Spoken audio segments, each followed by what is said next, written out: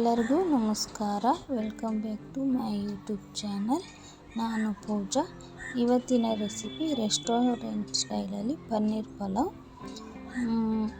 ಮೊದಲಿಗೆ ಮಸಾಲೆ ರುಬ್ಕೊಳ್ಳೋಣ. ಒಂದು ಜಾರಿಗೆ ತೆಂಗಿನಕಾಯಿ, ಹಸಿಮೆಣಸಿನ್ಕಾಯಿ, ಶುಂಠಿ, ಬೆಳ್ಳುಳ್ಳಿ,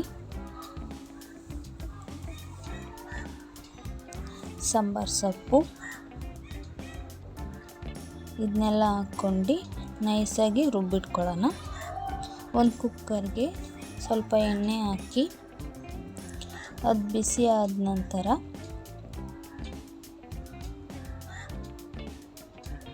ಪನ್ನೀರನ್ನ ಹಾಕ್ಕೊಂಡು ಸ್ವಲ್ಪ ಗೋಲ್ಡನ್ ಕಲರ್ ಬರೋವರೆಗೂ ಫ್ರೈ ಮಾಡಿ ಪಕ್ಕಕ್ಕೆ ಎತ್ತಿಟ್ಕೊಳ್ಳೋಣ.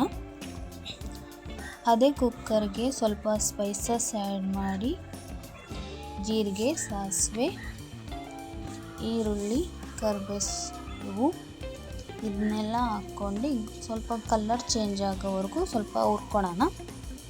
ಅದಕ್ಕೆ ಟೊಮೊಟೊ ಹಾಕ್ಕೊಂಡು ಸ್ವಲ್ಪ ಸಾಫ್ಟ್ ಆಗೋವರೆಗೂ ಫ್ರೈ ಮಾಡ್ಕೋಬೇಕು. ವೆಜಿಟೇಬಲ್ನ ಆ್ಯಡ್ ಮಾಡಿ ಅದು ಸ್ವಲ್ಪ ಸಾಫ್ಟ್ ಆಗೋವರೆಗೂ ನಾವು ಫ್ರೈ ಮಾಡ್ಕೋಬೇಕಾಗುತ್ತೆ.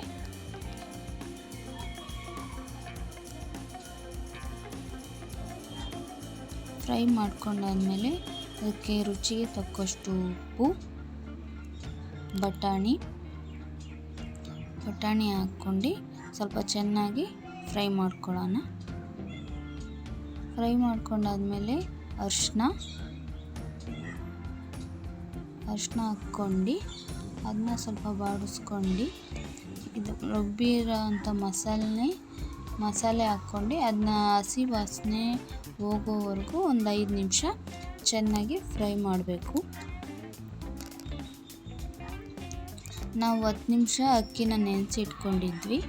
ಅದನ್ನು ಹಾಕಿ ಒಂದು 5 ನಿಮಿಷ ಆ ಮಸಾಲೆ ಹೊಂದೋವರೆಗೂ ಫ್ರೈ ಮಾಡ್ಕೊಳ್ಳೋಣ. ನಾವು 1 ಗ್ಲಾಸ್ ಅಕ್ಕಿ ತೊಗೊಂಡಿದ್ದು, ಅದಕ್ಕೆ 2 ಗ್ಲಾಸ್ ನೀರನ್ನ ಆ್ಯಡ್ ಮಾಡ್ಕೋಬೇಕಾಗುತ್ತೆ.